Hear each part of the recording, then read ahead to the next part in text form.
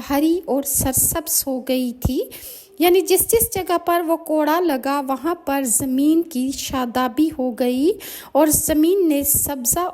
उगा दिया। अंसारी ने नबी करीम सल्लल्लाहु अलैहि वसल्लम की खिदमत में हाजिर होकर ये तमाम माजरा बयान किया कि किस तरह उन्होंने आवाज़ सुनी और गैबी आवाज़ें उन्हें सुनाई दी गईं और कोड़े मारने की भी आवाज़ सुनाई दी गई, लेकिन वो शख्स नज़र ना आया कि जिसने उस मुशरिक का काम तमाम किया। तो रसूलुल्लाह सल्लल्लाहु अलैहि वसल्लम ने इरशाद फरमाया कि तुम सच कहते हो, तीसरे आसमान का फरिश्ता हमारी मदद को ज़मीन पर आया था और तेज़ोम इसके घोड़े का नाम था। इब्ने इसहाक और बहकी में अबू वाक़िद